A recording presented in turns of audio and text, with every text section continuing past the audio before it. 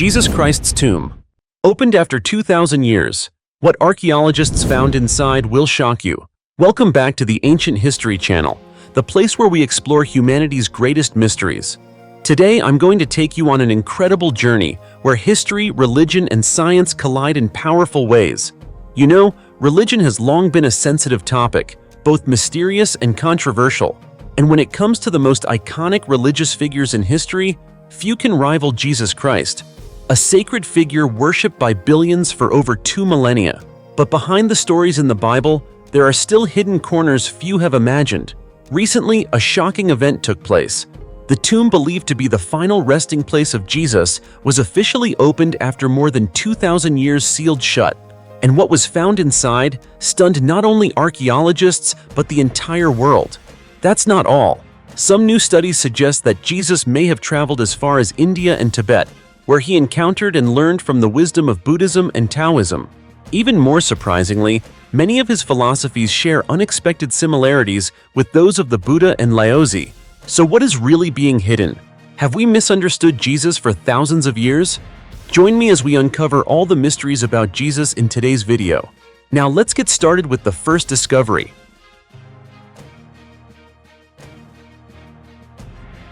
The mystery inside Jesus' 2,000-year-old tomb. What would you think if I told you that after centuries of hearing only from the Bible, the tomb believed to be the final resting place of Jesus has finally been opened? And what scientists found inside is unlike anything anyone ever imagined.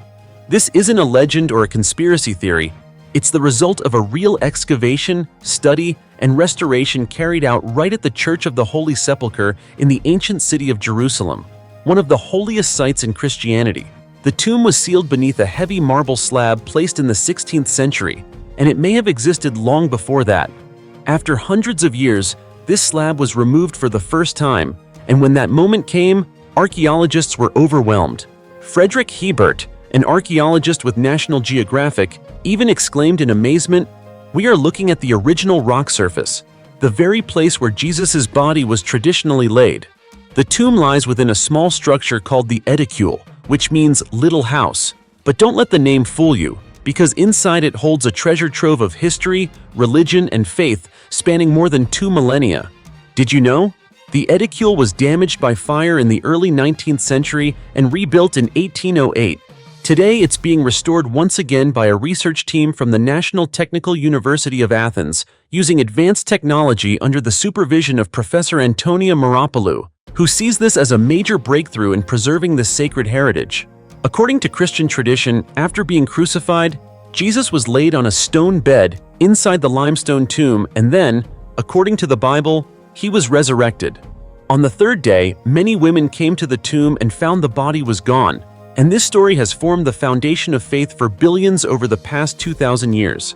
Now, as scientists gain access to the original rock surface untouched since the 4th century, they have a once-in-a-lifetime chance to decode the secrets hidden within this tomb. Thanks to advanced scanning technology, they can capture every detail inside, allowing scholars and the public worldwide to virtually visit Christianity's holiest site without ever setting foot in Jerusalem.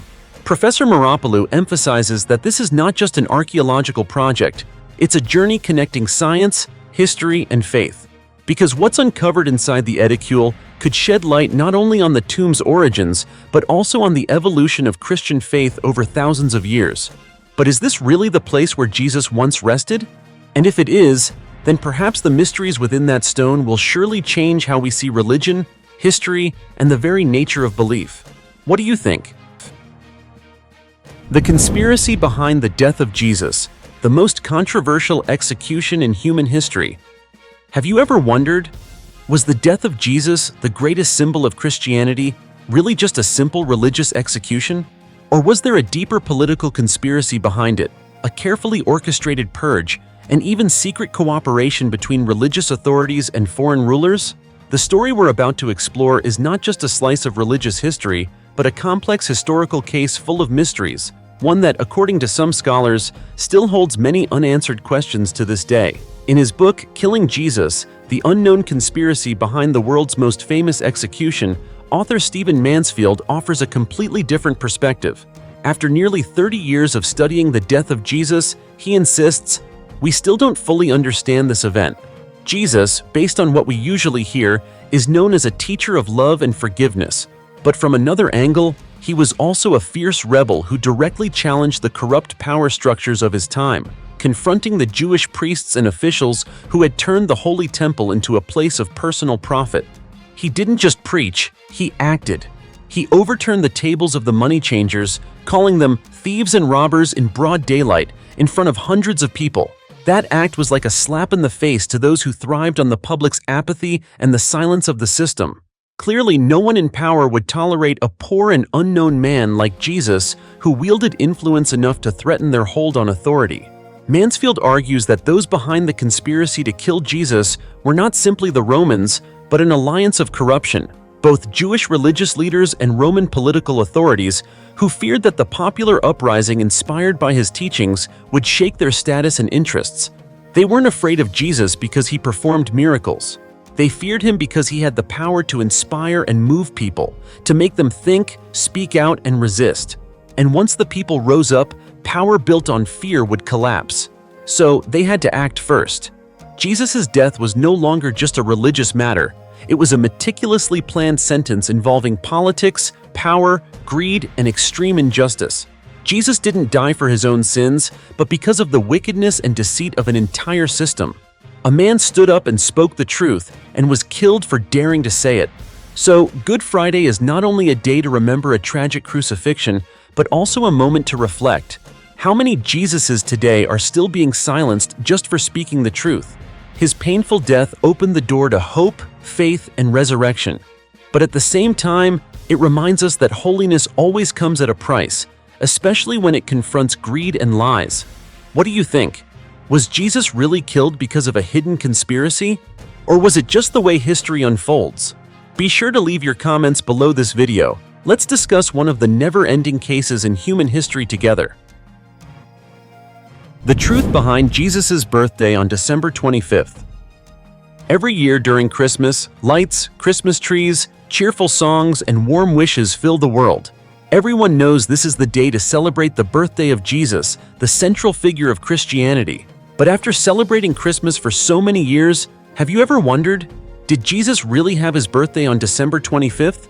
It sounds like a sacred date clearly recorded, but in fact, the Bible doesn't mention a specific day when Jesus was born. So why has December 25th become such a major event, celebrated and remembered by billions across the globe? To answer this question, we have to turn back the pages of ancient Western history, when Christianity was still emerging and spreading. And like many historical stories, it wasn't just about religion. It also involved politics, culture, and strategic outreach. Before Christianity became the official religion of the Roman Empire, the ancient Romans held a huge festival at the end of December called Saturnalia, a celebration honoring Saturn, the god of agriculture. This festival lasted an entire week, featuring parades, feasts, gift-giving, and even a reversal of social roles. Slaves could dine alongside their masters. Sound familiar? It's very similar to modern Christmas traditions, isn't it? Also, around December 21st to 22nd is the winter solstice, the shortest day and longest night of the year. For ancient people, the solstice wasn't just an astronomical event. It symbolized rebirth, as the light began to return and days grew longer. They held rituals hoping for the return of light and life after cold, dark months. Because of this, many scholars believe the Roman Catholic Church chose December 25th to integrate without assimilating, meaning they took advantage of existing traditional festivals and gradually infused them with Christian meaning, making it easier to spread the new faith. This wasn't a deception, but a smart adaptation to help people at the time accept a new religion. Scholars like Ignacio L. Goetz argue that choosing December 25th wasn't based on concrete historical evidence of Jesus' actual birth date, but was the result of a subtle political and religious process. By aligning Christmas with familiar pagan holidays, Christianity gradually conquered the cultural and spiritual landscape of an entire empire. From then on, December 25th became a new symbol, not only of the rebirth of the sun as the Romans believed, but also of the coming of the true light, Jesus Christ, the Savior according to Christian faith. And although Jesus' real birthday remains a mystery to this day, some say spring, others autumn, December 25th remains a special day. preserved for thousands of years as a blend of history, religion, and global culture.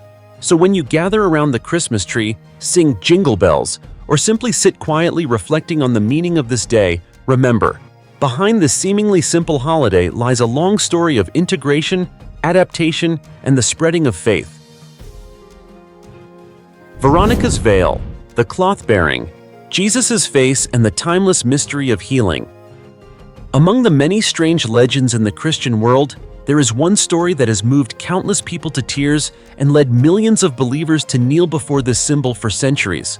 It's the cloth that wiped the face of Jesus, known as Veronica's veil. But what makes a small piece of fabric become such a sacred symbol? Is it just a folk legend, or does it truly hold a miraculous power of healing? The story begins on that fateful day along the road to Calvary, where Jesus was forced to carry the cross, his body bleeding and soaked with sweat. Amid the indifferent crowd, a woman named Veronica stepped forward. She didn't do anything grand, simply raised her cloth to wipe Jesus' face. And then, according to tradition, this small act left a sacred imprint. The face of Jesus appeared clearly on the cloth in a way that couldn't be explained by the logic or technology of that time. Interestingly, Veronica is never mentioned in the Bible, but appears in later texts like the Acts of Pilate. In those, she is described as a woman suffering from chronic bleeding who was healed simply by touching Jesus' garment. The name Veronica itself carries special meaning, a combination of Vera, true, and Icona, image, roughly translating to the true image of Christ. This name isn't just a title, but a declaration of the holiness and authenticity of the symbol the cloth carries. The veil was then preserved and became an important part of the Stations of the Cross, a ritual reenacting the final steps of Jesus' life. Over time, Veronica's veil grew to symbolize healing, mercy, and deep faith. What makes this cloth even more mysterious is that the image of Jesus' face appears on both sides of the fabric, a feat impossible to achieve with ancient weaving or dyeing techniques. Some researchers believe the cloth is made from an extremely rare fiber called byssus, derived from sea creatures. This fiber, when exposed to light, can create strange effects, and notably, the reddish-brown stains on the cloth cannot be conclusively identified, but many believe it to be the blood of Christ. Many people compare Veronica's veil to the Shroud of Turin, another religious relic bearing the image of Jesus' body after death. While there are differences, both cloths display a similar face, a beard, long hair, and eyes full of compassion. This resemblance only strengthens the belief that it's not a mere coincidence. There's another curious aspect that draws thousands of pilgrims to the town of Monopello, Italy, where the veil is kept today, the illusion phenomenon. Depending on the lighting and the viewer's angle, Jesus' face appears with different expressions, seeming almost alive before the eyes of the beholder. Many believers see this as a genuine miracle, a silent, sacred presence of Christ for humanity. Though debates continue over whether this is an actual relic or simply a symbol of faith, in 2006, Pope Benedict XVI visited the site and showed his reverence. The Son of Man, the strange title Jesus used for himself and the mystery behind it. Have you ever wondered why Jesus, who is hailed as the Son of God, the King of Kings, so often referred to himself as the Son of Man? It sounds simple, but behind this way of speaking lies a deep meaning that touches the core of faith, theology, and human nature.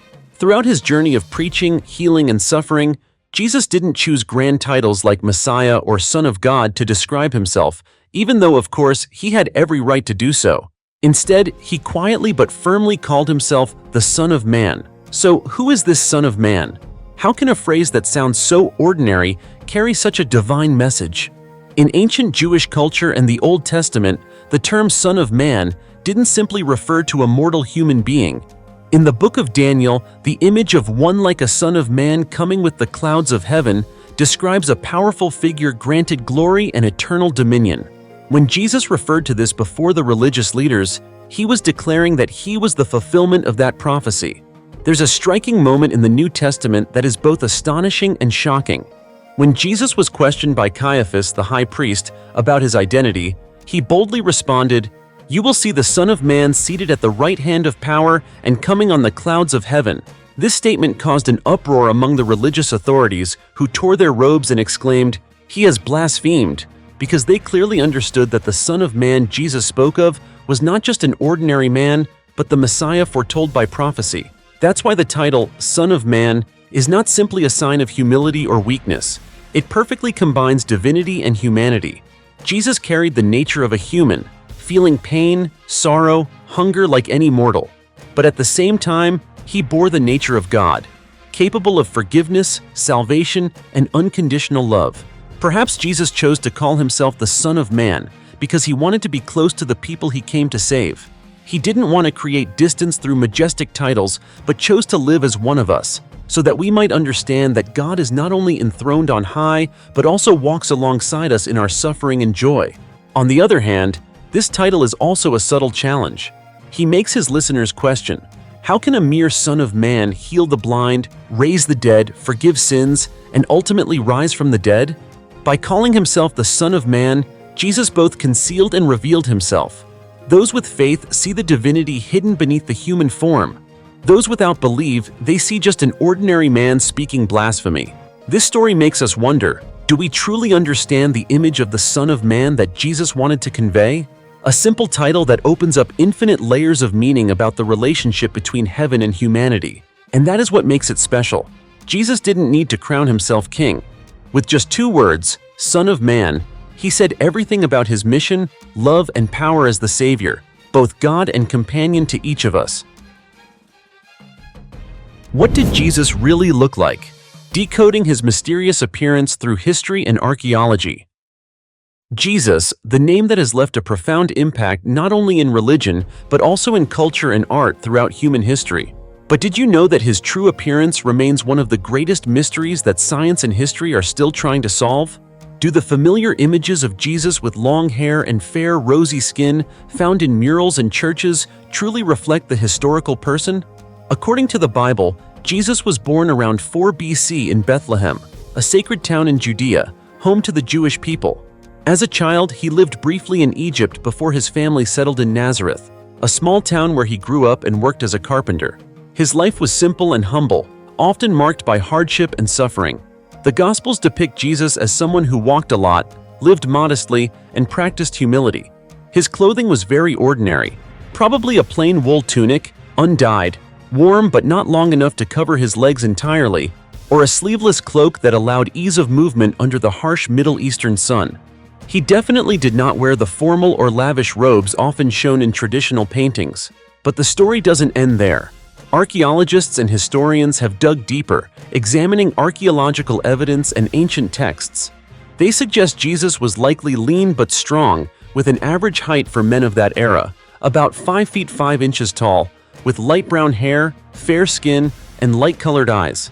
However, this description remains highly debated, as no historical or biblical document clearly confirms it. A recent noteworthy study comes from historian Joan Taylor, author of What Did Jesus Look Like?, who proposed a different hypothesis based on ancient texts and archaeology. She argues that Jesus was probably shorter in stature, with dark brown or black hair, olive brown skin, typical of Middle Eastern people, and dark brown eyes, consistent with the climate and culture of that region. This is very different from the westernized image we're used to. To create a more objective portrait, scientists in the UK collaborated with Israeli archaeologists using forensic anthropology methods. Their results presented a different image: a man with short curly hair, a beard, and dark eyes. This representation aligns more closely with ancient Jewish men than the long-haired Jesus seen in murals and films. The true appearance of Jesus remains an open question, one of humanity's greatest historical mysteries. Debates and studies continue endlessly, partly because this question is closely tied to the deep faith of billions of Christians worldwide. Everyone wants to know what the great man they revere actually looked like in real life. So, do you think the familiar image of Jesus might just be a cultural painting shaped over centuries rather than an accurate portrait? Could he have been a simple, relatable man living under harsh conditions in the ancient Middle East, a reality we've never truly seen? This is an ongoing journey of discovery that humanity continues to follow. And I believe, no matter what, the most important thing remains the message, the life, and the example Jesus left to humanity. His appearance is just a small part of that grand story. But understanding more about the real person behind the image can certainly deepen our appreciation of the spiritual values and love he taught. What about you? Are you curious to explore more about the true face of Jesus? I believe that behind every historical mystery lie precious lessons that help us cherish and better understand humanity and our own faith. Terrifying and mysterious. Underwater discoveries that left archaeologists speechless. 72 sunken villages reveal clues that could rewrite human history. If someone told you that the ancestors of humankind once lived under the sea, would you believe them? It might sound like science fiction, but the truth is gradually being uncovered by science itself. This next story centers around an unbelievable discovery off the coast of Hainan Island, China, where deep beneath the ocean, archaeologists have found 72 ancient villages still resting quietly underwater, silently telling a tale no one has ever heard before. The story began decades ago with a chance scuba dive. A diver stumbled upon a strange stone structure on the ocean floor. No one could have guessed that this was just the beginning of an enormous historical treasure trove. As experts began their investigation, they quickly realized these weren't natural rock formations, but man-made structures, remains of houses, boundary walls, clearly defined roads, and building foundations. Using modern archaeological technology, researchers uncovered numerous valuable artifacts such as ancient pottery, fish hooks, daily tools, and even fishing nets. Strong evidence that a community of ancient people once lived and thrived here. But it doesn't stop there. Several graves were also discovered in the area, making it clear this was not just a temporary settlement. It was a true community, where people lived, worked, and were laid to rest. This has led scientists to a baffling question. Why were they living under what is now the ocean floor? One theory suggests that, back then, sea levels were much lower than they are today, and the now submerged land was once an ideal place to settle. Another theory proposes that these people deliberately chose to live near the sea, to make the most of its rich marine resources, and perhaps to avoid wars or natural disasters happening on land. Whatever the reason, the fact that our ancestors once lived in places that are now underwater completely challenges the way we've understood human evolution. Until now, we've believed that Stone Age humans mostly hunted on land, lived in small tribes, and took shelter in caves. But this discovery reveals that they knew how to build homes, live together in villages, and even create burial grounds for their communities. Signs of a far more complex society than we ever imagined. What's even more fascinating is that when scientists analyzed the skeletons found near these villages, they discovered that the physical structure of these ancient people was nearly identical to that of modern humans. That means they weren't some unknown species, and certainly not aliens. They were our close ancestors, humans who dared to take on the challenge of living in the ocean's embrace to survive. In today's fast-paced world, it's hard to imagine that deep beneath the ocean lies a once thriving civilization, peaceful and sustainable in its own unique way. They had no electricity, no steel, no internet, but they had intelligence, adaptability, and the will to survive that rivals anything we have today. Isn't it strange? We live on the same planet, yet there are parts of our history buried right beneath our feet, just waiting to be discovered. And maybe in the future, we'll uncover even more lost villages like this. Who knows? Maybe the stories we once dismissed as myths or legends were real all along. And maybe you, or someone from a future generation, will be the one to follow those clues and write a new chapter in human history. Do you believe the past is still lying silently beneath the ocean, waiting to be told? Because I do. The 2,100-year-old skeleton that unveils a chilling truth about the Antikythera shipwreck. If you've ever thought the deep sea was only home to fish, seaweed, and a few rotting shipwrecks, this story might make you think again. Not long ago, researchers made a shocking discovery. A human skeleton, surprisingly well preserved, estimated to be 2,100 years old, lying deep beneath the Mediterranean Sea. The story begins in 2016, when a team of divers returned to explore the wreck of the Antikythera ship, often referred to as the Titanic of ancient Rome. This nearly 130 feet long vessel sank in the 1st century BCE, during the time when Julius Caesar was still in power. Archaeologists believe the ship went down after crashing into cliffs near the Greek island of Antikythera, the very name that now identifies this legendary wreck. Although the wreck was originally discovered back in 1900 at a depth of around 180 feet, what truly made the site world famous wasn't just the ship itself. It was the luxurious artifacts once belonging to the Roman elite, still resting on the seafloor.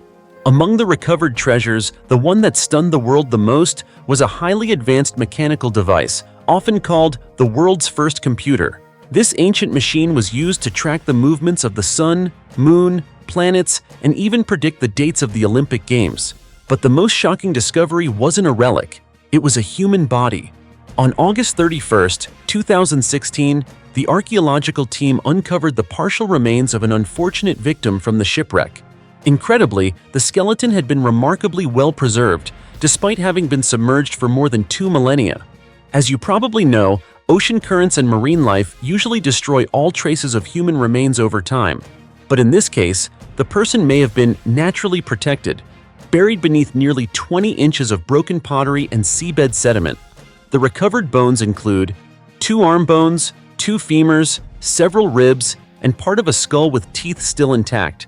Experts say that if DNA can be extracted from these samples, it could become the first time in history that scientists successfully analyze DNA from a victim of an ancient shipwreck. But the process is far from easy. Back in 1976, many of the recovered materials from the site were treated with preservative chemicals, a common practice at the time when DNA technology was still decades away. No one back then thought to save uncontaminated samples for future analysis. Still, scientists haven't given up hope.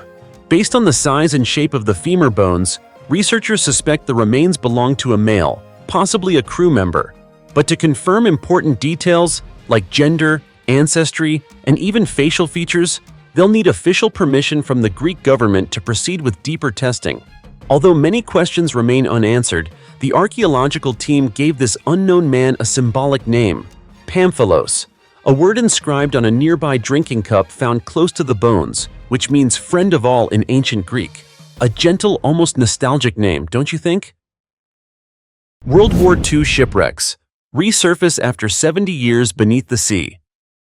Have you ever imagined that just 30 miles off the coast of North Carolina, deep beneath the ocean's surface, lies a dramatic and tragic story from World War II? This isn't a myth, it's a real story, recently brought to light thanks to remarkable advancements in technology. 2 shipwrecks, hidden for more than 70 years and holding vivid fragments of history, were discovered by explorers using remote sensing equipment and modern sonar technology. The 2 vessels are U-576, a German U-boat that once struck fear across the Atlantic, and Bluefields, a Nicaraguan merchant ship. But what truly astonished me was how well preserved they are. Most notably, the conning tower of U-576 remains nearly intact, as if it had just left port, even after spending 7 decades underwater. Their existence makes them more than just shipwrecks. They are living relics, powerful reminders of a brutal chapter in history.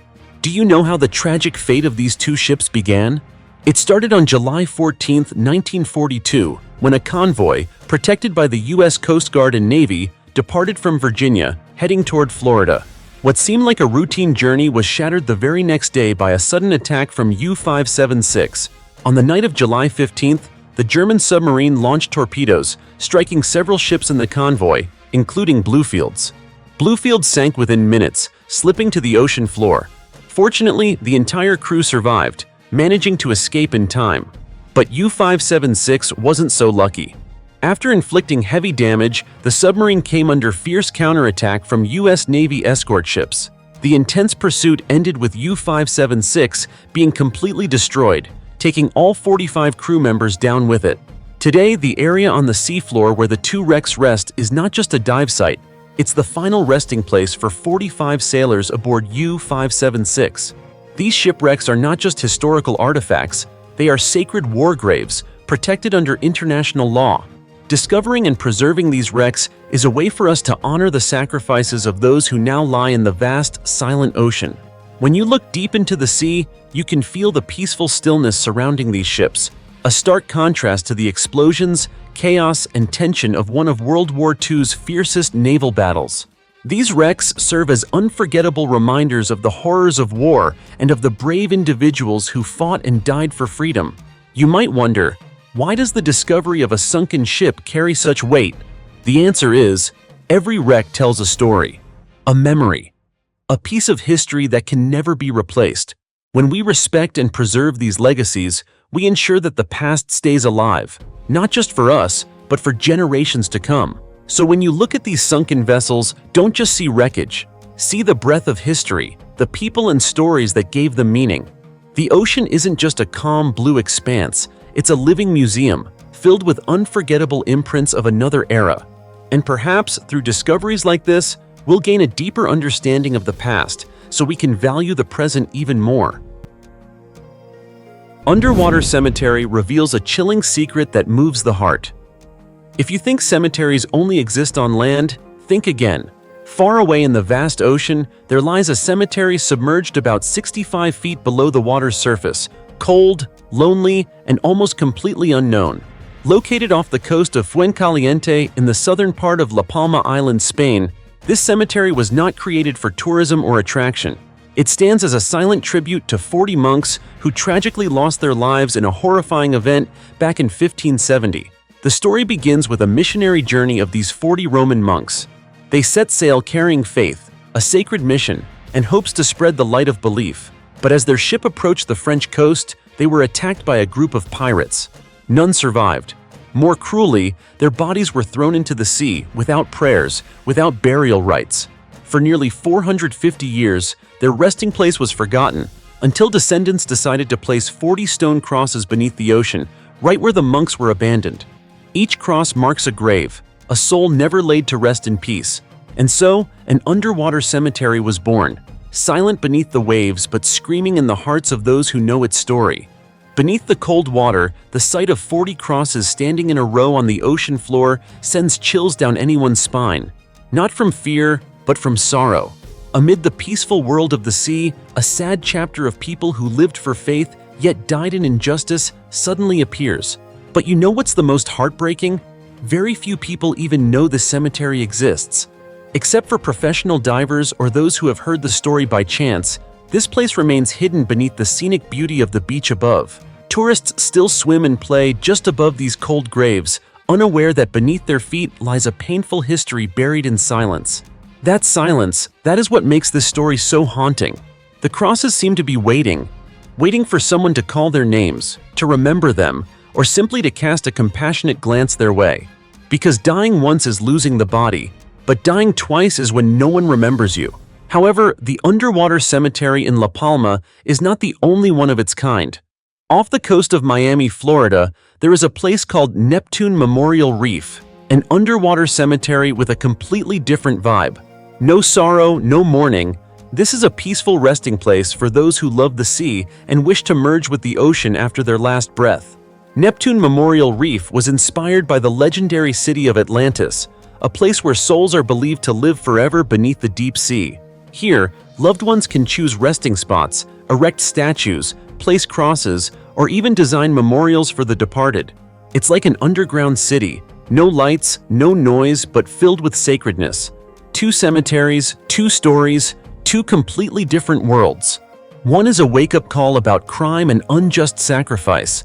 The other is a peaceful painting of love for the sea. But whether on land or deep beneath the ocean, they all remind us that death is not necessarily the end, if only we remember them.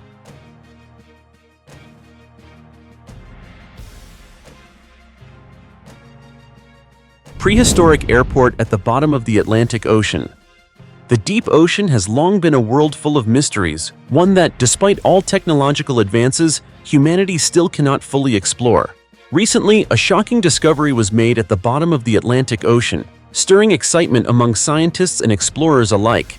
Researchers found a massive complex called the Prehistoric Airport, a strange structure with sophisticated design and large scale, something few could have imagined existing deep beneath the ocean floor. You might be wondering, how could a structure resembling an airport exist at a time when humans had no knowledge of airplanes or modern construction techniques? That question forces us to ask, is this the work of an ancient human civilization, or did some other hand, perhaps from an extraterrestrial civilization, help create it? And this is where the legendary story of Atlantis comes back into the spotlight. Atlantis, a mysterious civilization said to have possessed advanced technology and intelligence unmatched in the ancient world, vanished under mysterious circumstances. For centuries, Atlantis has been a puzzle for scientists. Was it just a myth, or did it really exist? Not only stories, but a number of strange relics discovered in recent archaeological digs seem to suggest that Atlantis might not be just a legend. Especially exquisitely crafted bronze artifacts far beyond the technological level of their time have convinced researchers that a truly advanced civilization once existed. The prehistoric airport found beneath the ocean is a prime example. Its massive scale and complex design go beyond the capabilities of typical ancient civilizations. So, was there extraterrestrial intervention, or is this simply a masterpiece of human ancestors' intelligence? Opinions about Atlantis in the scientific community are sharply divided. One side believes this civilization was entirely human, proving our ancestors' remarkable creativity and development. These extraordinary structures are evidence of humanity's progress far ahead of its time. The other side argues that Atlantis received help from extraterrestrial civilizations. According to them, the advanced technology Atlantis possessed could only have come from knowledge and skills shared by alien beings, whose science far surpasses ours today. Whatever theory you believe, it's undeniable that Atlantis remains one of humanity's greatest mysteries. The truth about its rise and disappearance still lacks a satisfying explanation, fueling fascination and search for answers. With continuous advances in science and technology, we may soon have the chance to fully uncover this secret and better understand the origins and development of human civilization. Every new discovery, whether strange creatures or mysterious structures like this prehistoric airport, brings us closer to solving questions once thought impossible to answer. What do you think about the existence of the prehistoric airport and the Atlantis civilization? Are they remnants of a star-born civilization or just part of the ocean's many mysteries? Take a moment to reflect and share your thoughts in the comments below this video.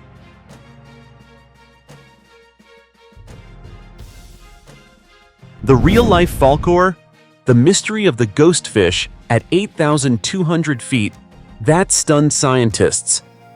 If you think you've seen all the weirdest creatures on Earth, just wait until you dive into the deep ocean, where only a tiny fraction has been explored by humans. Let's take a look at one of the most shocking discoveries in marine biology.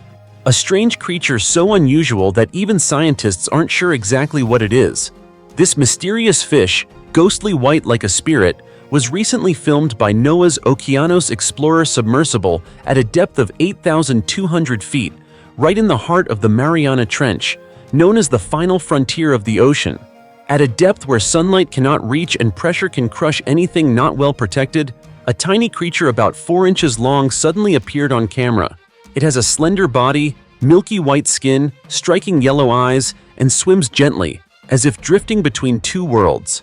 At first, experts thought it was a familiar species of ray-finned fish, but the more they observed, the clearer it became. This was a completely different creature. After analysis, researchers preliminarily identified this mysterious animal as a member of the Aphionidae family, commonly known as ghostfish. What's incredibly unbelievable is that this is the first time in history a living fish from this family has been discovered swimming freely in its natural habitat. Previously, we only knew about them from dead specimens or washed-up samples. After watching the video of the discovery, many netizens quickly associated this creature with Falkor, the gentle white dragon from the fantasy film The Never-Ending Story. And indeed, with its smooth swimming style, pigment-free skin, and distant eyes, the ghostfish evokes a mysterious yet strangely familiar feeling. Others immediately recalled the ghost octopus, which was also discovered by the Okeanos submersible near Hawaii in 2016. That octopus was similarly white due to a lack of pigment, making it look like a ghost drifting through the deep sea. Both creatures give the impression that the ocean is a mysterious spirit world, where unimaginable beings quietly exist. However, as of now, the exact identity of this fish remains undetermined. The lack of physical specimens, combined with the harsh environment, makes it extremely difficult to access and study. But this very challenge makes the discovery even more valuable, not only scientifically, but also as a reminder that we know very little about the planet we live on. The story of the ghostfish is not just a scientific breakthrough. It's a powerful reminder that countless secrets still hide beneath the dark waters, and humanity, with all its advanced technology, has only just scratched the surface of the ocean world. If a tiny 4-inch creature can cause such a stir, imagine how many bizarre creatures lurking in those deep trenches have yet to be revealed. And who knows? Maybe someday you'll be the next to discover a new creature, just as white, just as strange, and just as astonishing to the world. This terrifying archaeological discovery made scientists scream in fear. The skeleton of the lady buried in a hunched position in the Middle Ages. A woman who lived more than 500 years ago was found buried in a small, dark room behind an altar, not lying flat like a typical burial, but hunched over, with her head bowed low. Sounds strange and heartbreaking, doesn't it? Many people might think I'm describing a scene from a science fiction movie. But no, this mysterious case really happened in 2007 at All Saints Church, an ancient church in the city of York, England. At the time, archaeologists began excavating the area behind the main altar of the church. They weren't expecting to find anything remarkable until they came across a skeleton in a bizarre bent-over position. This posture didn't match any known burial style from the medieval period. At first, everyone assumed it might have been due to some unusual religious ritual. But the more closely they studied the remains, the more they uncovered a heartbreaking and deeply mysterious story about this woman. According to archaeologists, the skeleton likely belonged to a woman named Isabel German, a reclusive figure who lived inside the church during the 15th century. Lady Isabel didn't live like an ordinary person. She had no family, no friends, and she never left the church. She lived entirely alone, confined to a small room behind the altar, almost completely isolated from the outside world. At this point, you might be wondering, why would anyone live like that? To answer that, the research team analyzed her bones and found clear evidence that Isabel suffered from several horrifying medical conditions that were untreatable at the time, including septic arthritis and advanced stage syphilis. As you might know, syphilis in the Middle Ages was no small matter. There were no antibiotics, no treatment. Once infected, the disease would slowly destroy the body from the inside out. Bones would deform, skin would ulcerate, and the nervous system and mental health would deteriorate severely. And on Isabel's skeleton, scientists found the brutal traces of disease. Her skull, her spine, and other bones all bore the marks of decades of chronic pain. Specifically, experts believe she lived like that for 28 years. 28 years locked away in 4 walls, carrying a deadly, contagious disease, avoiding all human contact, not only to prevent spreading it, but also to suffer in silence. Yet what truly puzzled archaeologists was her burial posture.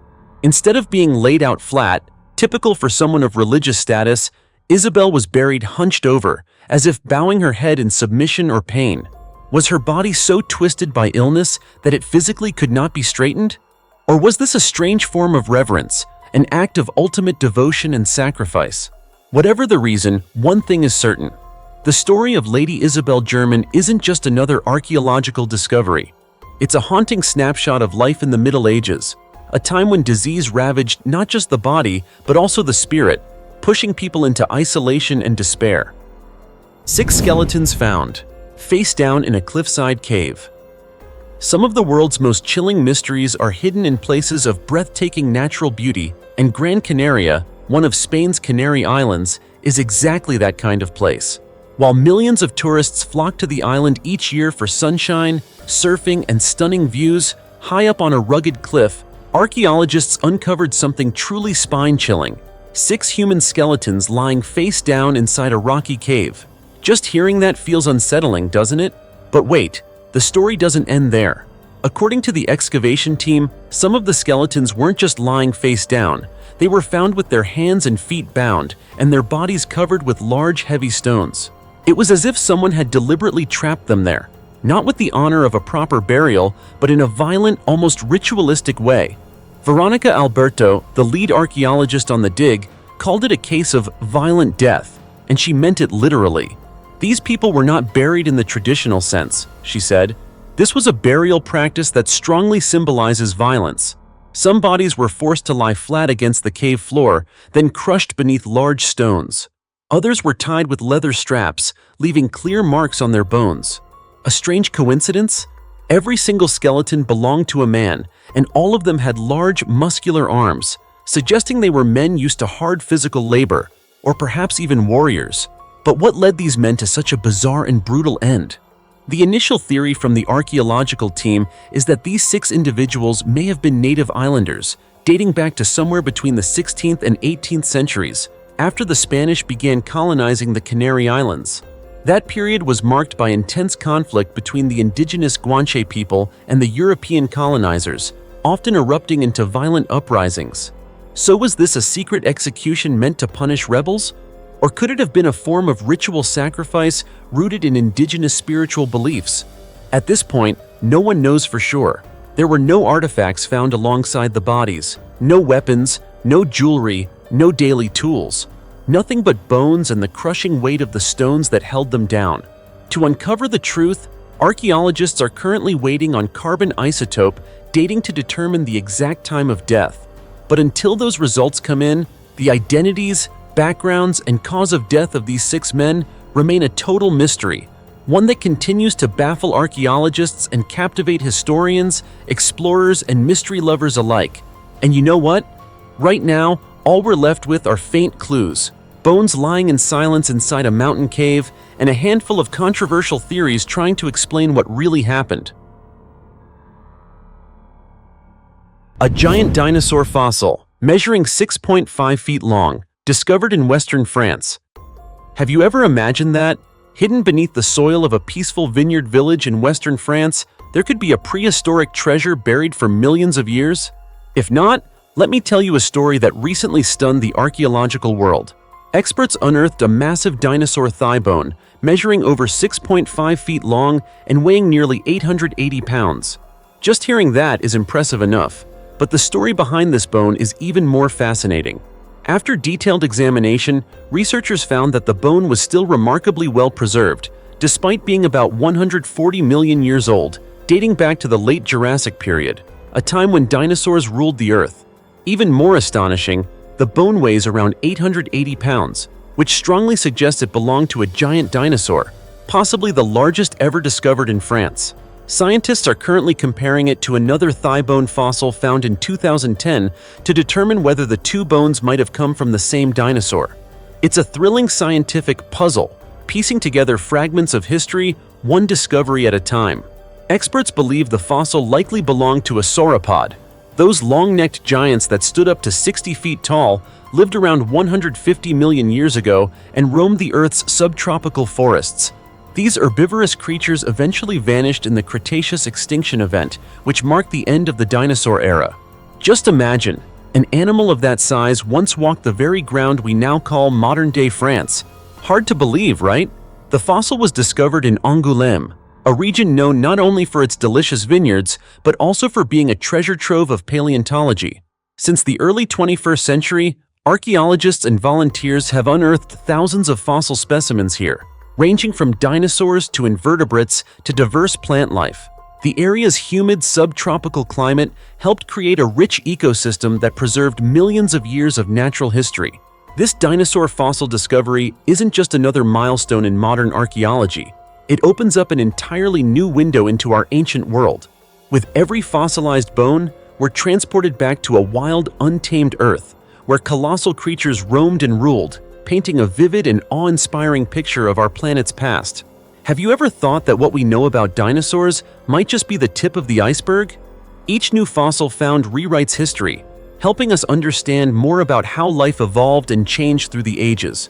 And this discovery in Angoulême is a powerful reminder of that truth. The princess mummy who remained beautiful after nearly 4,000 years. Can you imagine someone who has been resting underground for 4,000 years, and yet, when unearthed, their appearance still stuns the world with its beauty? Sounds like a legend, doesn't it? But this is a true story, one that shocked the international archaeological community back in 2003. If you're still skeptical, come with me as we travel back in time to one of the most mysterious places on Earth, the Lop Nur Desert, located in the Xinjiang Uyghur Autonomous Region of China. This isn't just the setting of strange tales and lost travelers. It's also the final resting place of a mummy once dubbed the most beautiful princess in the history of Asian archaeology. It all began at the Shaohe Cemetery, an ancient burial site tucked away deep in the desert. In fact, this area was first excavated back in the 1920s. However, because technology at the time was still very limited, the exploration was abandoned halfway through. It wasn't until more than 60 years later that archaeologists returned to continue the unfinished journey. And then, something miraculous happened.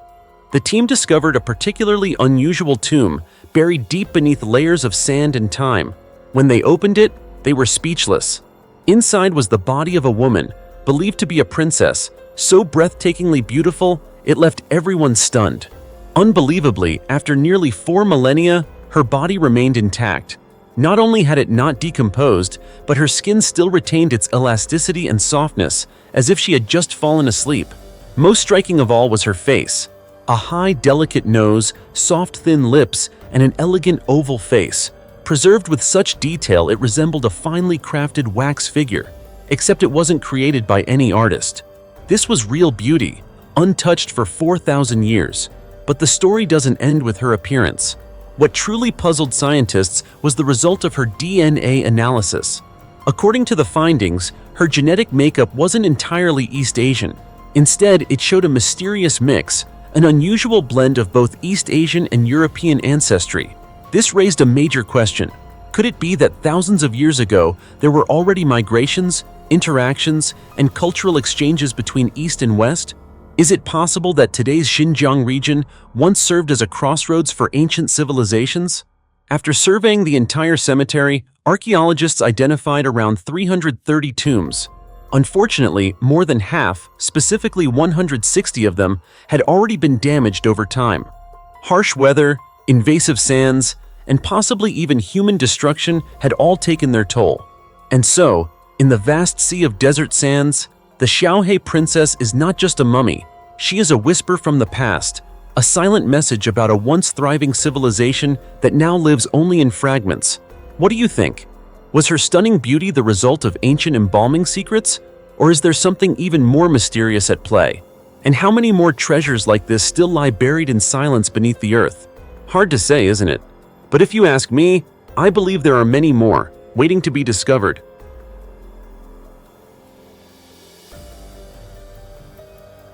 The bright red coffin and the woman's skeleton, found in the deserts of Inner Mongolia, China. Can you believe that an ordinary-looking grave in the middle of Inner Mongolia's desert could hide a terrifying secret, so disturbing that archaeologists literally ran away in fear? This isn't a joke, it's 100% real. Recently, Chinese archaeologists uncovered a rare bright red coffin buried in a small, unassuming grave. No different in size from that of an average person. But the color of the coffin stood out immediately.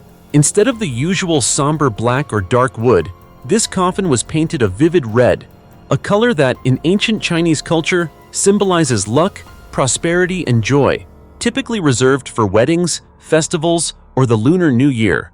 So, why would such a festive color be used for a burial? When the archaeologists opened the coffin, they were stunned to find the well-preserved remains of a woman, beautifully dressed and adorned with numerous pieces of pure gold jewelry. Sounds intriguing already, right? But the strange part doesn't stop there. As the team gently lifted the cloak covering the body, a black liquid suddenly gushed out, startling everyone and sending some team members fleeing in panic. That liquid turned out to be mercury, a highly toxic substance, but also a clever and effective tool used by ancient people for corpse preservation. Subsequent tests confirmed exceptionally high levels of mercury inside the coffin. This wasn't accidental. It was part of an advanced embalming technique used to prevent decomposition. By injecting or flooding the body with mercury, the ancient embalmers managed to keep the corpse astonishingly intact for thousands of years. Even more fascinating, mercury served a double purpose. Besides preservation, it also acted as a powerful deterrent against grave robbers. Anyone trying to loot the tomb could be fatally poisoned just by coming into contact with the mercury. Just imagine, over 1,000 years ago, at a time when much of the world had little understanding of modern science, the Chinese had already figured out how to use toxic chemicals like mercury both to protect the dead and to defend the sanctity of their tombs. This method wasn't just practical. It also reflects an extraordinary level of intelligence, creativity, and ritual sophistication that modern scientists have come to deeply admire. The red coffin was discovered in Inner Mongolia, a region rich in history and culture, filled with ancient relics long buried under the earth. Each new archaeological find from this land helps us better understand the mysteries of time, how people lived, what they believed, and how they treated death. Perhaps the most intriguing part is that this coffin still seems to be hiding secrets, like a sealed door to another world, a world where the stories of ancient people remain untold, waiting quietly beneath layers of red earth. It makes you wonder, how many more secrets are still out there, waiting to be discovered? And who was this woman really? Why was she so carefully dressed and adorned in gold, even though her tomb was modest in size? If you're as fascinated by stories like this as I am, don't miss the chance to dive deeper into history and ancient culture, one artifact, one excavation at a time. Who knows? The next discovery might reveal something even more astonishing, something that reminds us just how intelligent, mysterious, and awe-inspiring our ancestors truly were. The 4,500-year-old beauty who carried other people's bones into her grave. Have you ever imagined that more than 4,500 years ago, ancient people didn't just bury their loved ones, they also kept their bones in such a unique way that it astonishes us today? Recently, British archaeologists uncovered a very special grave that reveals a strange burial culture, completely different from what we know now. The first grave was found in a field called Windmill Field, Stockton-upon-Tees. It belonged to a woman nicknamed the Death Beauty because of her mysterious allure and beauty. But what shocked the researchers even more was that inside the grave, along with her skeleton, they found a skull and bone fragments from at least 3 other individuals. Even more surprising, dating tests showed her remains to be about 4,500 years old, while the other bone fragments were older by roughly 60 to 170 years. This means these bones were carefully kept and passed down through generations before finally being buried with this woman. That's not all. Another grave was discovered containing an array of unusual and luxurious burial goods: stone axes, bronze items, bone plates, ivory, and even a musical instrument made from someone else's bones. Details that send chills down anyone's spine and spark endless curiosity. Professor Joanna Brooke from the University of Bristol, who studied these finds closely, said, "These discoveries indicate the existence of a strange, mysterious culture among some ancient British communities, one that not only buried their relatives, but also kept other people's bones as precious objects." Did you know that while we today consider human bones sacred and tend to avoid them, ancient people had a completely different view? They cherished these bones so much that they kept them at home, buried them under floors, and even displayed them like treasures. This culture was most widespread during the Bronze Age and is thought to represent a form of deep respect and remembrance for the deceased. What's even more remarkable is that these bones were not just buried as keepsakes, but were carved into musical instruments or other tools, showing the creativity and sacred meaning behind each item. They served as both mementos and powerful symbols, connecting the worlds of the living and the dead in ancient belief systems. From these discoveries, we gain insight into Bronze Age people. They were neither afraid of nor disgusted by human remains. Instead, they saw them as part of the soul and a precious heritage to protect. Although this culture faded thousands of years ago, it still echoes through each bone fragment and burial object, inspiring us to appreciate the values of the past. Have you ever wondered how you might feel living in that time, seeing your loved ones kept in such unique bones and special objects? Could we ever fully grasp the deep meaning behind these customs, or were they simply ways to express love and bonds that transcend death? Many mysteries remain for archaeologists to uncover, but through them, we see that human culture and attitudes toward death are diverse, rich, and full of surprises. 2. Blood-red infant skeletons, 30,000 years old, discovered in Austria. Have you ever wondered what stories about identical twins looked like in ancient times? While twins are no longer unusual today, tales of twin births in prehistoric times, especially those forgotten over millennia, continue to captivate archaeologists and scientists alike. Recently, a discovery stunned the scientific community. 2 tiny newborn skeletons, stained a vivid blood red, dating back 30,000 years, were unearthed in Austria. They were found inside an ancient oval-shaped grave, where the surrounding soil was stained with patches of bright red, resembling fresh blood. The 2 small skeletons lay side by side, their heads facing east, a detail far from accidental, carrying deep cultural significance. Archaeologists believe that after death, the bodies of these 2 infants were dipped in red ochre soil, a symbol of sacredness, power, and likely a ritual honoring the tiny souls. What particularly caught scientists' attention was the DNA analysis. These two babies were not only siblings but identical twins, an extremely rare and biologically significant finding. Even more fascinating, although buried together, one infant lived approximately 6 to 7 months, while the other survived only 3 to 4 months. This raises many questions about their lives and survival conditions during the harsh Paleolithic era. Beyond that, the way the infants were buried amazed researchers. The smaller skeleton was surrounded by mammoth ivory beads, while the other was adorned with a necklace made from shell. Items that were more than mere jewelry but expressed care, affection, and possibly indicated status or spiritual beliefs regarding the children. This grave was found at the Gravettian site of Kremsvochtberg in Austria, an area well known for its rich Paleolithic remains. Additionally, researchers discovered another skeleton of a roughly 3-month-old infant believed to be a close relative of the twins. DNA analysis confirmed the 3 children were biologically related, painting a touching and profound picture of prehistoric family and community life. This discovery is far more than just the excavation of an ancient grave. It opens a treasure trove of knowledge about prehistoric culture, beliefs, medicine, and biology. By studying how they buried their dead and the rituals involved, we gain insight into how people then lived, honored, and cherished life, even that of fragile little children. Do you think the Red Earth still holds countless other secrets yet to be uncovered? Or that stories of maternal love, loss, and faith in the afterlife silently endure across tens of thousands of years?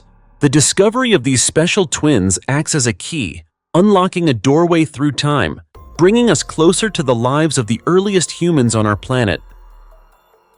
5 recent archaeological finds that scientists can't explain. The 5,000-year-old garment in an Egyptian tomb that stunned the scientific world. In the scorching desert of Egypt, a place that has hidden countless mysteries for thousands of years, there is a fascinating story about fashion that no one expected.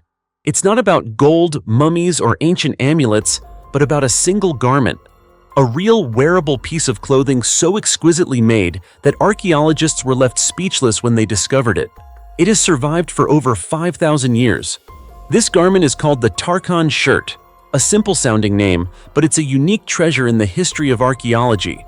It was found inside an unnamed ancient tomb buried deep beneath the sands of Tarkhan, south of Cairo, Egypt.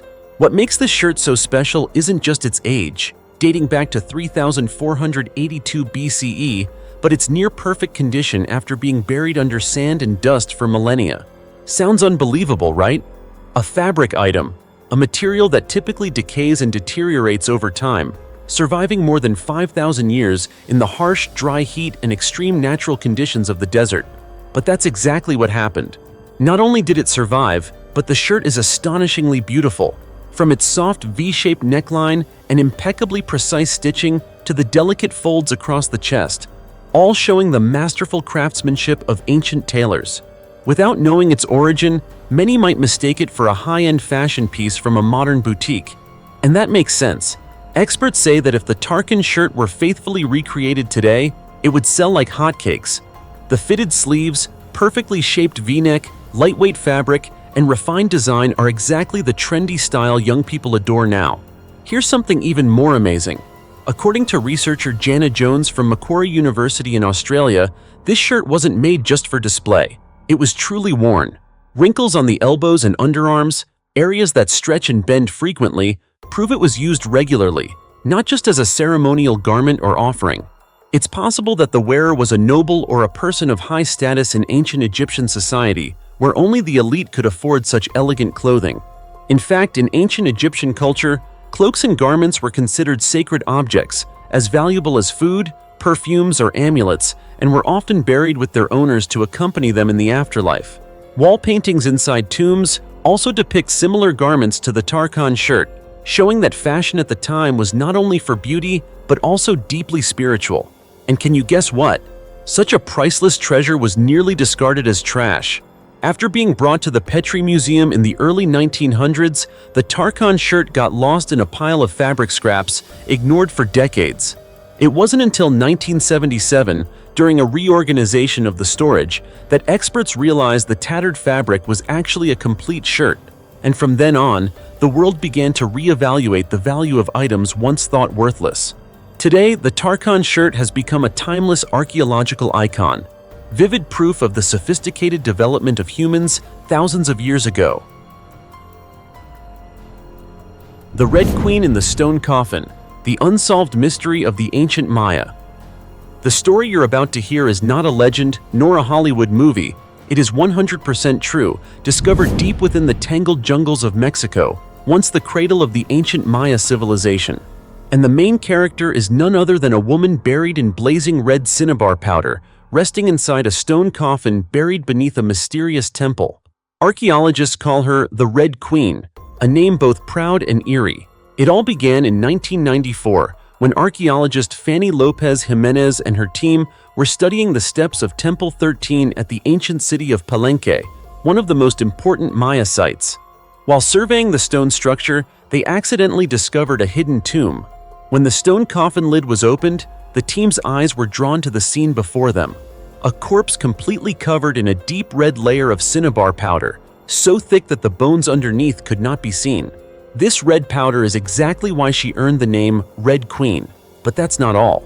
Surrounding the body were a number of extremely precious jewelry pieces: jade, pearls, shells, strings of beads, and most notably, a jade crown resting atop the skull, indicating that this woman was no ordinary person.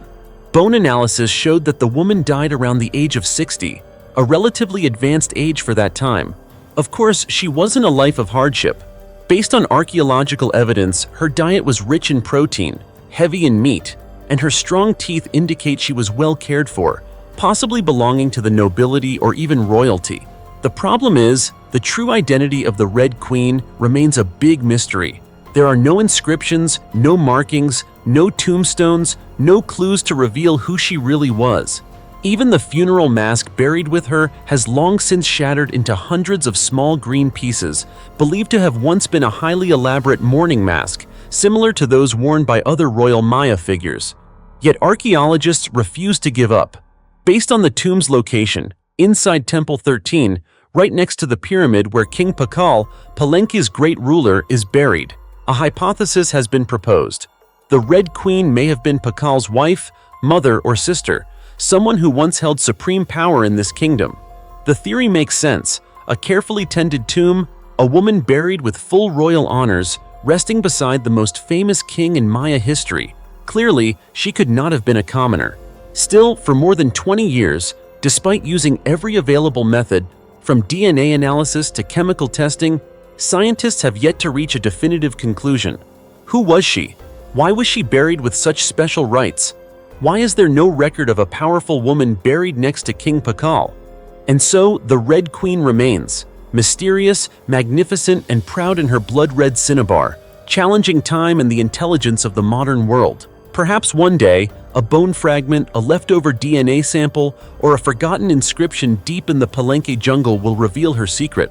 But until then, the Red Queen remains one of the greatest mysteries of the ancient Maya civilization, alluring, haunting, and impossible to stop wondering. Who was she really? The Headless Tomb of the Ancient Maya. Deep within the dense tropical jungle of Chiapas, Mexico, where the ancient ruins of the Maya Empire lie silent, whispering stories from the past, archaeologists recently uncovered a mysterious tomb right beneath a temple in Bonampak, a site famous for its vivid, brutal murals. This tomb, containing the remains of a headless man, is more than just an archaeological find. It offers a chilling glimpse into the dark and little-known sides of the ancient Maya civilization, where art, ritual, and blood once intertwined in the same sacred space.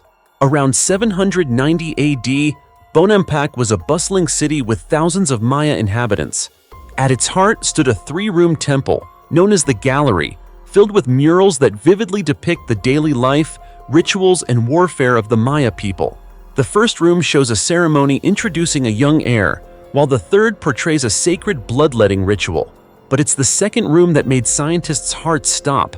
Its mural depicts gruesome torture, fingers being chopped off, fingernails being pulled out, a warrior being executed by beheading. And right beneath this mural, the tomb was discovered. This discovery wasn't part of a planned excavation, but came as a surprise after a series of earthquakes between 2005 and 2007 damaged several ancient structures at Bonampak. During restoration and using ground-penetrating radar technology, archaeologists found a small burial chamber beneath a smooth white plaster layer. Inside lay the skeleton of a man estimated to be between 35 and 42 years old, suffering from arthritis, and most notably, missing his head. The tomb was simple but carefully sealed, located exactly beneath the mural showing a beheading, a precision too exact to be mere coincidence. Who was buried here? Was he the figure depicted in the mural? A prisoner executed, an enemy warrior sacrificed, or perhaps even a trusted member of the ruling class eliminated for political or ritual reasons? Archaeologist Emiliano Galaga Murrieta believes that while the identity of this man remains unknown, the tomb's location and special burial method indicate he was someone important. Strangely, the skeleton was still adorned with valuable jewelry such as jade earrings, necklaces, and purple shell bracelets, items reserved only for the elite of that era.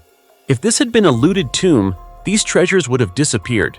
This suggests the tomb was never disturbed and may have been deliberately hidden. Galaga added, "All signs point to a secret ritual, a calculated concealment by the ancient Maya. They even built a shrine over it to prevent future discovery."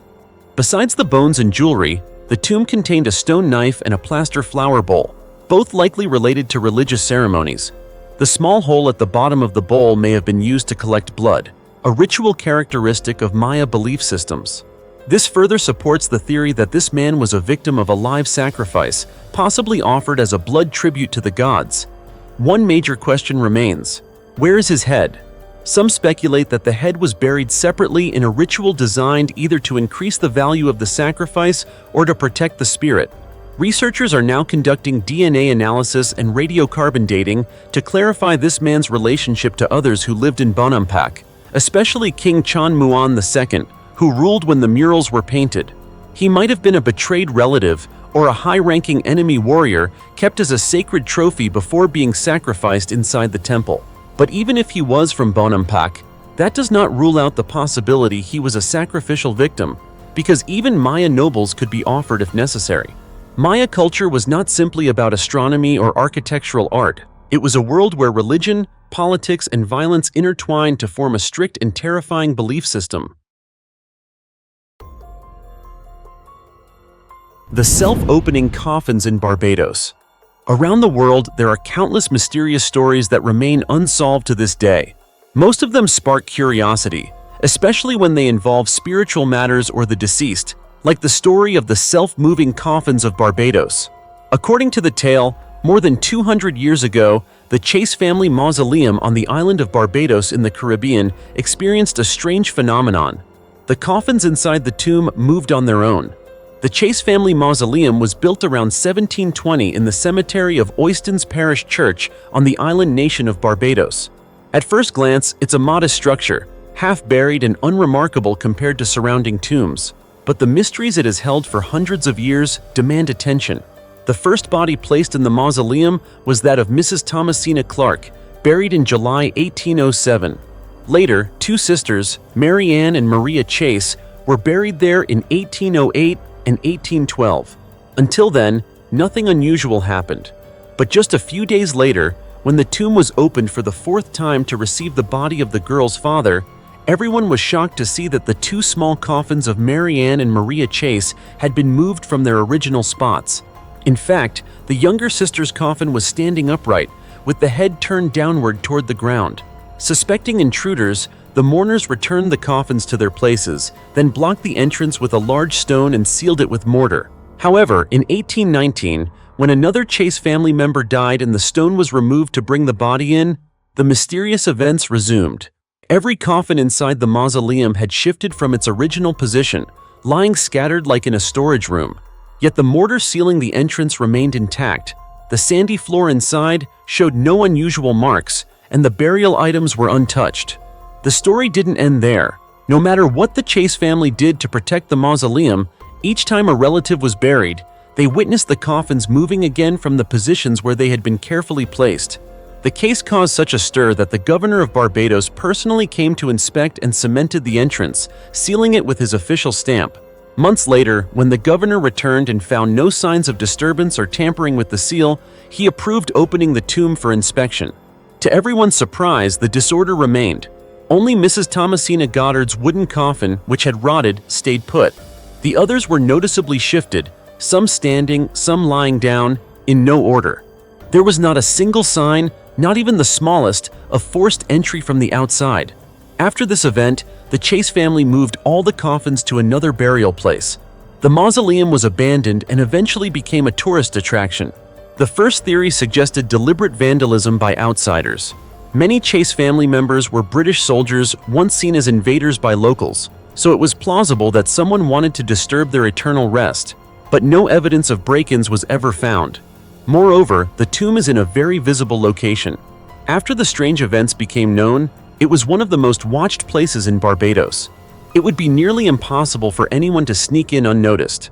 Another hypothesis was that water floods might have moved the coffins, but the tomb is situated about 100 feet above sea level and always stays dry.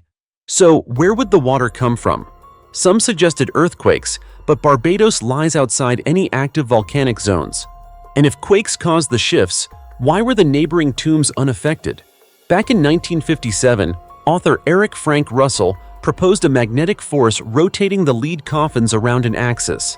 However, lead is not usually affected by normal magnetic fields, making this explanation weak. Since then, the story of the self-moving coffins has become a topic of debate among Barbados locals. Most natives believe the spirits of the deceased are moving the coffins containing their remains. The mystery of these walking coffins continues to haunt anyone who visits the Chase family tomb. Have you ever visited this mausoleum? What do you think about this story? Do you believe in the supernatural?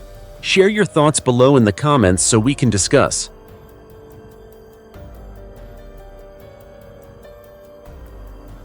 The portrait of a white woman in Africa, 7,000 years ago.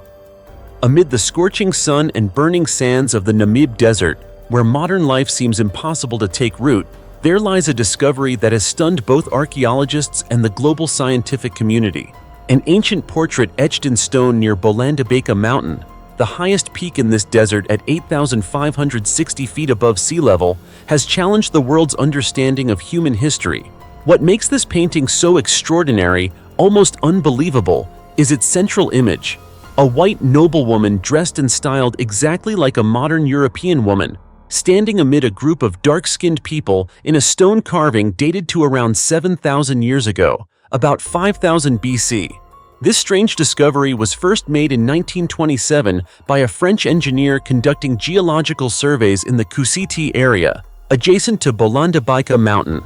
Scientists have identified this region as once inhabited by prehistoric communities in what is now Namibia.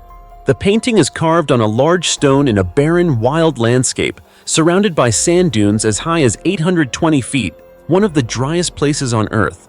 This region experiences almost no rain throughout the year, and even today, only a sparse population of black residents lives here, with one of the lowest population densities in the world. In the artwork, amid the characteristic images of sub-Saharan indigenous people with dark skin and simple clothing, the striking figure of a white noblewoman stands out. She appears elegant, with smooth pale skin, neatly tied-up hair, wearing a fitted short-sleeved top and tight pants, a style completely inconsistent with known ancient African cultural attire. Not only that, but this woman is adorned with intricate jewelry, bracelets, thigh bands, and necklaces made from finely crafted pearl beads, so detailed that many researchers insist this is not a product of imagination, but a visual depiction of a real person who once lived. Professor Ibihiliwer, a renowned archaeologist who directly studied the painting, declared bluntly that this work is highly realistic and definitely dates back 7,000 years. This statement immediately sparked intense controversy. According to mainstream historical and archaeological records, European peoples only began arriving in southern Africa around the 15th century. The Portuguese, Dutch, and later the British appeared first in northern Namibia, influencing the region much later. Meanwhile, the Phoenicians, ancient expert seafarers, are only believed to have possibly sailed past this area about 2,000 years ago. So how could the image of a white woman with such a strangely modern appearance appear in the Namib Desert 7,000 years ago? One hypothesis suggested an extraordinary imagination on the part of prehistoric artists, But this was quickly met with strong opposition. Prehistoric art, especially rock carvings, typically has a very realistic style. Ancient artists, living in wild, challenging environments, usually depicted only what they saw, everyday events like hunting, rituals, or social interactions. The idea that they could imagine beyond time and create an image of a modern European noblewoman wearing tight pants, a short-sleeved top, and lavish jewelry is nearly impossible. Simply put, people at that time had not yet developed the complex textile weaving or fine jewelry-making techniques necessary for such attire. Another fact deepens the mystery. According to historical research, humans only began wearing structured clothing about 4,600 years ago, while prehistoric Africans mainly used animal skins and leaves for clothing for many centuries after. This makes the existence of such a modern figure from 7,000 years ago open to new hypotheses. Could an advanced civilization have existed and then vanished without our knowledge? Or is this evidence of an ancient cultural exchange that mainstream history has yet to recognize? All these remain big unanswered questions. The ancient painting in the Namib desert still stands, exposed among sand and rock, challenging everything we know about the past. Is there something missing in human history? Is art not just a mirror reflecting reality, but sometimes a door opening a glimpse into truths that time has tried to hide? With each archaeological breakthrough, part of this mysterious veil is lifted, but at the same time, it raises even deeper questions, making us wonder, is the history we know really the whole story? The 6 recently discovered ancient tombs of famous kings around the world that shocked archaeologists. The tomb of King Herod, the most brutal king in Jewish history. When it comes to the most controversial figures in Jewish history and the New Testament, King Herod undoubtedly ranks at the top. Some regard him as a brilliant architect. Others will never forget the horrifying crimes he committed. But one thing is certain. Herod was one of the most powerful rulers during the time of Jesus Christ. And just recently, after more than 3 decades of fruitless searching and excavation, his tomb has finally been discovered. Just hearing that gives you chills, doesn't it? A royal tomb lost for over 2,000 years, belonging to a man both revered and feared by history. The man who led this grueling quest was Professor Ehud Netzer, a veteran archaeologist from Hebrew University. He spent over 30 years of his life trying to answer one question: where was Herod buried? The answer, at last, was found at Herodium, a massive fortress built by Herod himself, located on a truncated cone-shaped hill about 2,460 feet above sea level, just a short distance from Jerusalem. Herodium wasn't just a military structure. It stood as a symbol of Herod's power, pride, and unyielding ambition. It was here that he chose to be laid to rest, a decision that perfectly reflected his controlling nature and desire for immortality. During the excavation at this site, the research team uncovered a limestone sarcophagus. Although it had been shattered into many pieces, experts estimate it was originally about 8.2 feet long. On the fragments, they found intricately carved rosettes, suggesting that whoever was buried inside was no ordinary person, but a ruler of immense power and extravagant taste, all matching the description given by the historian Josephus Flavius in his writings about Herod's tomb. But the discoveries didn't stop there. Archaeologists also uncovered an ancient staircase, which may have served as a ceremonial passage used specifically for Herod's funeral procession. This too aligns with ancient records, a rare moment when modern archaeology and historical texts confirm each other. Of course, one major disappointment remains. No human remains were found in the area. According to Professor Netzer, the bones and important artifacts were likely destroyed or removed during the Jewish revolts against Roman rule in the mid-1st century. Still, even though the tomb is no longer intact, the remaining evidence is a priceless treasure, one that opens a rare window into the life of a ruler both mighty and terrifying. It would be impossible to talk about Herod without mentioning his brutality. He reigned from 37 to 4 BCE, and while he's remembered for grand projects like the Herodian Temple in Jerusalem, he also left the world horrified by his cruelty. According to the New Testament, it was Herod who ordered the massacre of innocent children in an attempt to eliminate a prophesied new king, Jesus Christ. At the height of his power, Herod embodied both glory and terror. His name stands as a symbol of contradiction, greatness intertwined with cruelty. And now the discovery of his long-lost tomb gives us a rare chance to look deeper into the man behind the infamous name. So, what do you think about this discovery? If you had the chance to step inside King Herod's tomb, what would you want to find first? A trove of gold and silver, ancient paintings, or perhaps the final confession of one of history's most ruthless kings? An 1,800-year-old underground palace of a Han Dynasty emperor stuns the scientific world. Have you ever imagined that buried deep beneath the ground, several feet below the surface, in the heart of Henan Province, China, there could exist an underground palace built exclusively for an emperor who died nearly 2,000 years ago? Sounds like something straight out of a movie, right? But no, this is a 100% real archaeological discovery, all uncovered thanks to what seemed like an unremarkable ceramic pot. Specifically, it was a ceramic artifact measuring about 24 inches in diameter and 10 inches deep. At first glance, it looked plain and ordinary, but inside were mysterious inscriptions that revealed the name of an ancient ruler, Liu Ji, also known as Emperor Huan of Han, who reigned during the 2nd century AD. This wasn't just a single tomb. It was part of a massive burial complex containing over 100 tombs, arranged like a miniature city, a true palace of the dead, in every sense of the word. Dr. Wang Xianqiu, the lead archaeologist from the Luoyang Institute of Cultural Relics and Archaeology, explained that by comparing the ceramic vessel with ancient texts and surrounding artifacts, the research team reached a solid conclusion. This was indeed the final resting place of a real emperor, none other than Emperor Huan of Han, who died young at just 35 years old. But what's even more astonishing is how the ancient people designed his burial site. This was no ordinary tomb. The site includes residences, roads, water wells, and even a drainage system, a clear sign of the meticulous planning and grand scale of the entire complex. It wasn't just a burial ground, it was a fully recreated underground version of palace life, where the emperor could continue to be served just as he was in life. At first glance, it might sound a little eerie, but in reality, this was a common funerary custom in ancient China, especially among royalty. Servants, guards, concubines, all had their own tombs within the complex, arranged as if they were still on duty for the emperor, even long after his passing. What's fascinating is that this underground palace wasn't built by Emperor Huan himself during his lifetime. It's believed to have been constructed by his successor as a way to honor and memorialize the late emperor. The mysterious tomb of the heavenly king of the Northern Zhou Dynasty, China. Have you ever heard of the name Wu Wenjue? It might sound unfamiliar, right? But actually, this was the birth name of Emperor Xiaomin, the founding emperor of the Northern Zhou Dynasty, a dynasty that once dominated China during the period of the Northern and Southern dynasties. And recently, an extremely important archaeological discovery has been revealed, one that has shocked historians studying Chinese history.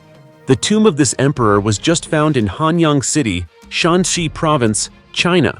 Sounds fascinating already, doesn't it? In the middle of an area near the airport highway, seemingly nothing but concrete and busy traffic, archaeologists uncovered about 482 feet moat leading directly to a tomb aligned precisely along a north-south axis, strictly following ancient feng shui principles. The bottom of the tomb is about 33 feet deep, forming a dark, cold, and mysterious space, as if it's tightly guarding a piece of history that has never been fully told. During the excavation, archaeologists discovered a series of funerary objects, though sadly most had been disturbed over time or by human activity. These included pottery vessels, statues of soldiers, cavalry units, and even a camel statue, likely symbolizing the legendary Silk Road. There were also strange creatures whose identities remain unknown.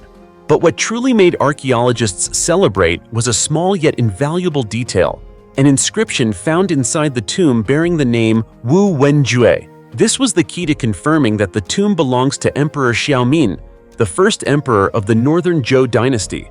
According to the Chinese Academy of Social Sciences, this is only the second tomb of a Northern Zhou emperor ever discovered, the first being the tomb of Emperor Wu, making this find even more significant. So why is this emperor so noteworthy? Emperor Xiaomin ascended the throne at just 15 years old. Strangely, instead of calling himself emperor, he chose the title Heavenly King. This was a bold and unique decision, reflecting a shift in political ideology and thought during that era. However, life was far from ideal. His reign lasted less than a year before he was deposed and assassinated. Some historians believe he was merely a pawn controlled by a stronger political faction, led by his successor, Emperor Wu. Thus, his death was not only a personal tragedy, but also marked a turbulent, scheming period in northern Zhou history. The 3,000-year-old tomb of King Solomon that terrifies experts. Have you ever imagined that, deep in the heart of Jerusalem, hidden beneath the dust of time, there might still be a secret thousands of years old that no one expected? A place mentioned for centuries in the Bible, in legends, and in stories passed down through generations. The tomb of the legendary King Solomon. Yes, this is no joke. Recently, a group of archaeologists in Israel announced they have identified a suspicious site that could very well be the final resting place of this great king, lost for more than 3,000 years. Anyone familiar with King Solomon knows he was not only a brilliant leader, but also a symbol of wisdom and justice. His wise decisions, clever handling of disputes, and especially the legendary temple he built, a meeting place between the divine and humanity, have made his name transcend time and become deeply etched into the history of Israel. But for thousands of years, Solomon's tomb was nothing more than a legend. If it really existed, it was just another story without a clear ending. That is, until a research team led by Dr. Eilat Mazar from the Hebrew University of Jerusalem made a shocking announcement. They had found evidence of Solomon's tomb right in the city of David, the birthplace of ancient Jerusalem's history. What makes this discovery even more remarkable is that this is not Dr. Mazar's first time stirring up the archaeology world. Since 1986, she discovered a large gateway at the Ophel area, about 490 feet from the city of David. Back then, the evidence wasn't strong enough to say it belonged to Solomon. But when she resumed excavations in 2009, what lay deep underground revealed a completely different truth. They uncovered a massive wall nearly 2,100 feet long, ominously named the Tombs of the Kings, already sending chills down the spine. The structure includes a gateway, corner towers, and what is believed to be part of a royal palace. Its enormous scale made archaeologists wonder, could this be part of the ancient temple or palace built by Solomon himself? To answer that, experts conducted radiocarbon dating tests, which confirmed that these structures date back to the 10th century BC, a perfect match with Solomon's reign. According to biblical descriptions, this was also the period when he undertook major building projects in Jerusalem. The deeper they dug, the more surprises came. They found huge ancient jars, once used to store soil or water, one of which bore an inscription in ancient Hebrew indicating it belonged to a high-ranking official. Beyond that, there were small statues and jar handles with marks directly linked to King Solomon. Valuable puzzle pieces helping reconstruct a historical picture once thought to exist only in books. However, the big question remains, is this really the final resting place of King Solomon? Dr. Mazar explains that in the 10th century BC, very few kings had the power and resources to build structures of this magnitude, except for David or Solomon, as recorded in the Bible. And here's another key point. The city of David isn't just where this groundbreaking discovery happened. It's one of Jerusalem's most historically rich areas, a political, religious, and military center of the ancient kingdom of Israel. The ruins here have been helping scientists vividly recreate the golden era of the Bronze and Iron Ages for this kingdom. So, what do you think?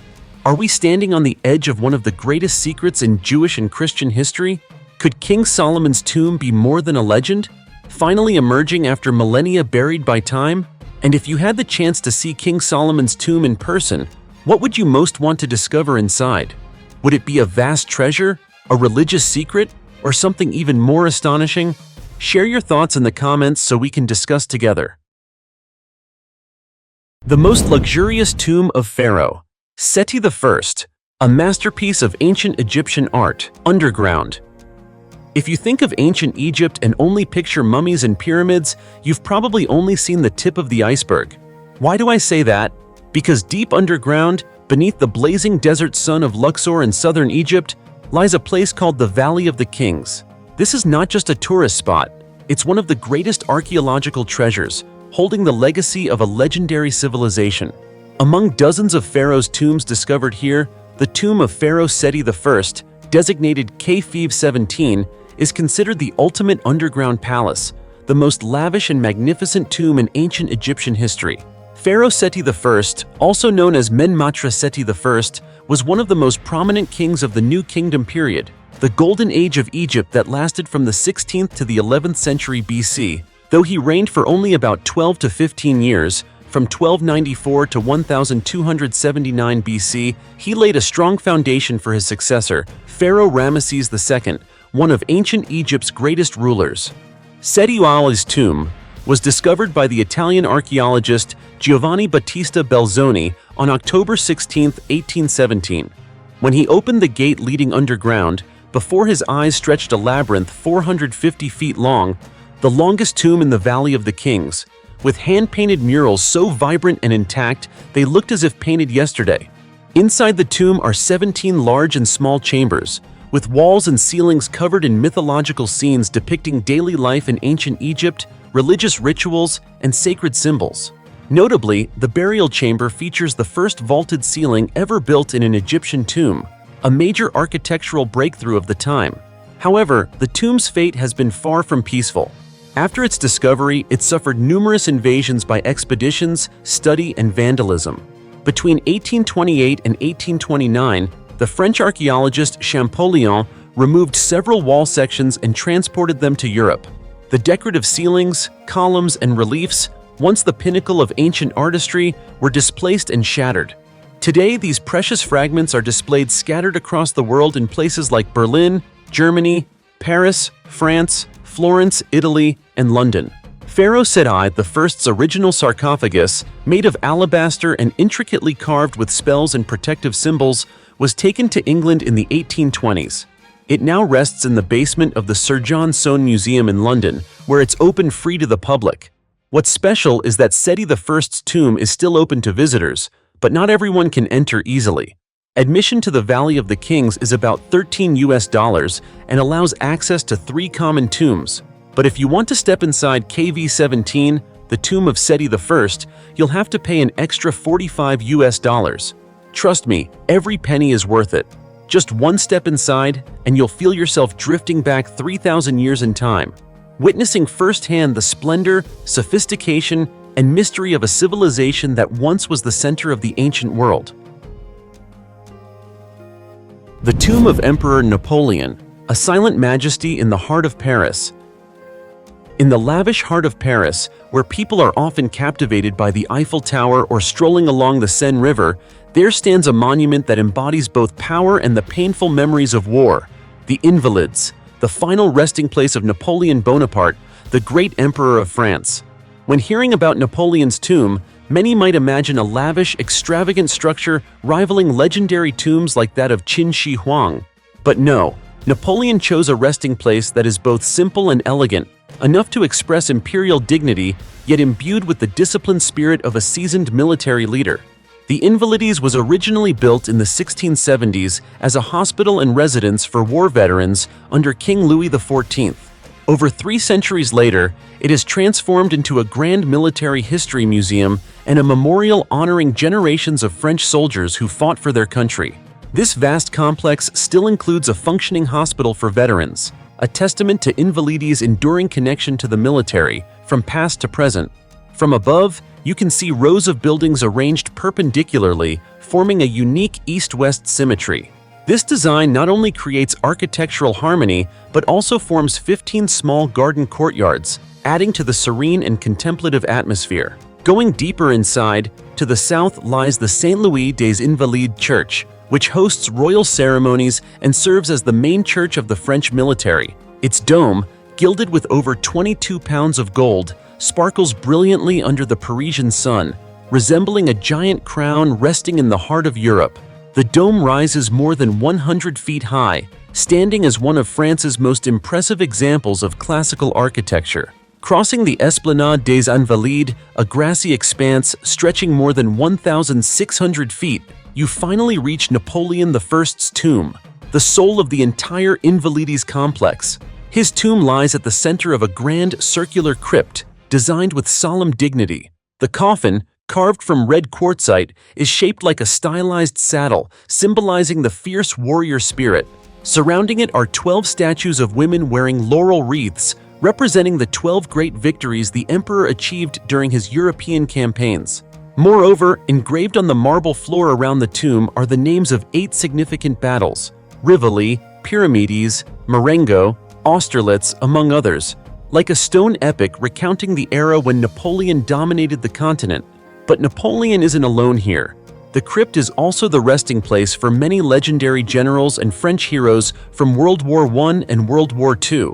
Notably, at the far end of the crypt stands an 8.7 feet tall statue of Napoleon II, carved from white marble. His right hand holds a scepter topped with an eagle, while his left hand holds a globe crowned with a crown, a symbolic image of the Bonaparte family's global ambition and authority. Don't forget to visit the Army Museum and the Plans Reliefs Museum right next door. Since 1905, these museums have displayed over 500,000 artifacts, including more than 100 scale models of fortresses and forts, providing an authentic perspective on the wars that shaped modern France. And as you can see, although Napoleon has rested here for over 200 years, he remains a living part of Paris, not just through statues and monuments, but also through the layers of history that continue to fascinate and inspire visitors. As you can see, these newly discovered royal tombs are not only remnants of a bygone era, but also gateways to countless unanswered questions. Every artifact, every carved wall, every mysterious corner tells us a story about power, faith, and death. And you know what? History is never truly at rest. It's always waiting to be uncovered. If you get chills thinking about the secrets buried beneath the ground, don't forget to share your thoughts below. And be sure to like and subscribe so you won't miss any of our exciting exploration videos, because there are still many mysteries waiting for us to discover. For now, goodbye and see you next time.